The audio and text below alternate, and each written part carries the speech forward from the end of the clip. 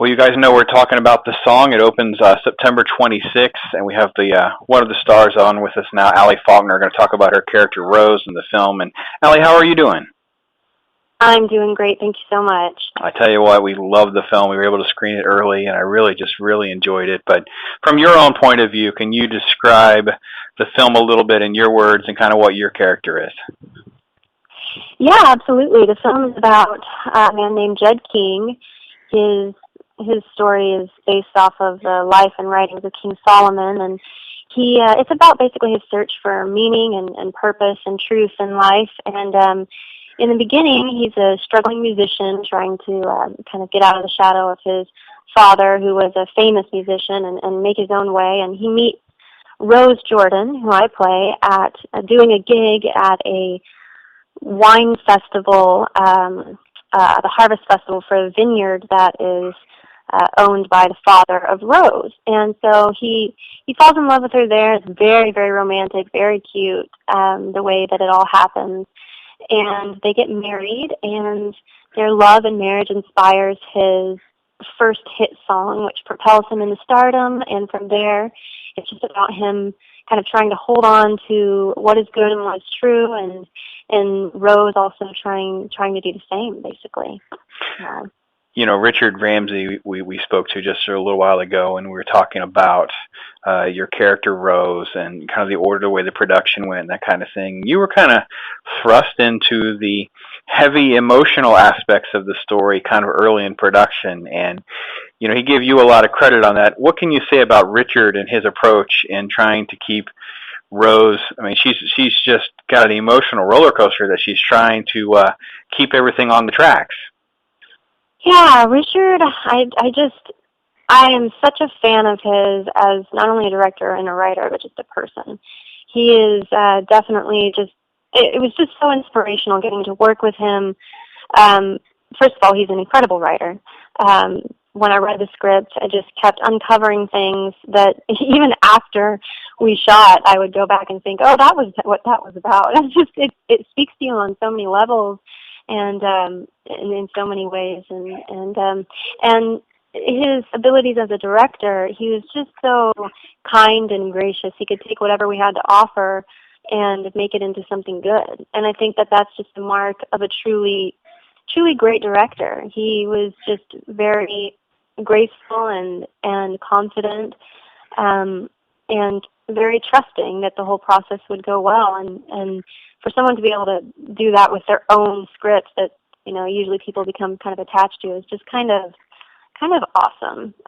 But yeah, so I definitely am so excited for him as a director. I think this is just the start of something really incredible for him. So, how much of Rose is Ali Faulkner, or how much of Ali Faulkner is Rose?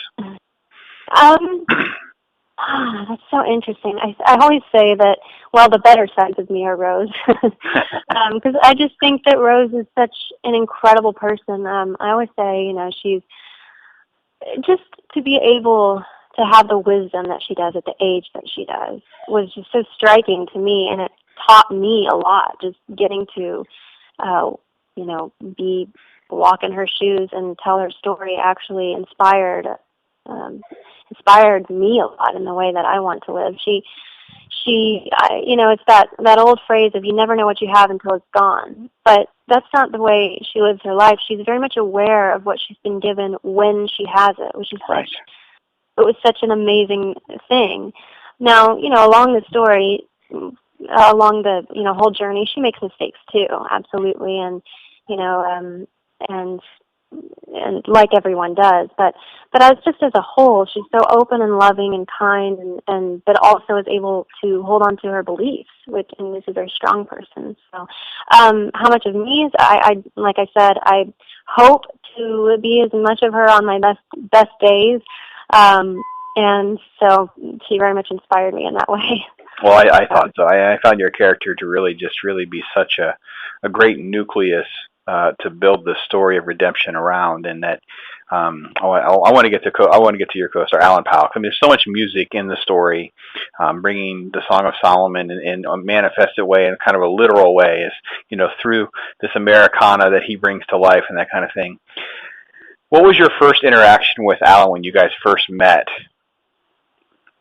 Well, we met at a callback when we were doing reading together and auditioning together in a session, and we really didn't know each other at all or didn't talk beforehand. We just went in and read together, and but you know, we along the process, he was just very, you know, as we got to know each other, just from day one, just such a respectful, kind dream of a, I guess you'd say co-star. I mean, a dream to work with, because he was just, like I said, respectful, generous, and I don't think that, I just don't know how it would have been had anyone else been in that role. I just think he handled it with such grace, and so it was great. Great. Does he have that swagger of the rock star in real life? Is that who Alan really? I mean, is that kind of, does the room sort of pause a little bit, like, oh my gosh, look at this guy? Yeah, I mean, like he's got that charm. He's really fun, and you know, and is, yeah. I mean, he's awesome. He's very well rounded, and so yeah. I mean, he's a great guy. Great guy. Now, obviously, we're in a year where faith-based films are just exploding. You know, we've had so many great films that are done in this sort of genre of things. And, you know, obviously a lot of fans know you, you know, as Bianca. You were in the Twilight film, Breaking Dawn, the first Breaking Dawn film, and that kind of thing. What was it like, or did you have any sort of feeling about getting into something that was so deeply faith-based? Because this all happened long before we knew that there was going to be this huge surge of fandom kind of unearthed. Like, people were actually going to turn out for these films, because let's face it, when you guys were doing this, nobody really kind of went into this with any sense of confidence, right? Yeah. I'm sorry, repeat that last part for me? Well, I was just trying to say, you know, this was before, you guys were filming long before Son of God and all this other stuff kind of landed. So for you, I mean, I don't want to say you had apprehension, because it's about the story and that kind of thing, but obviously in the back of your mind, this is kind of a small, independent sort of approach to things compared to, you know, a big film like Twilight. Right. Yeah. No. I mean, honestly, when you get a chance to do a script like this, it doesn't matter really if it's got a, you know, whatever caliber it's on, you're going to do it, you know, and because, you know, if the story is at that level, that you just have to trust that everything else will fall into place. But, you know, I don't even think I thought about that, to be honest. I just saw this was an amazing story, and I went all in, you know. So to me, you know, if this had, I mean, they could have, on another level, could have put Reese Witherspoon or someone of that, at that, you know, at that level, I guess, into it.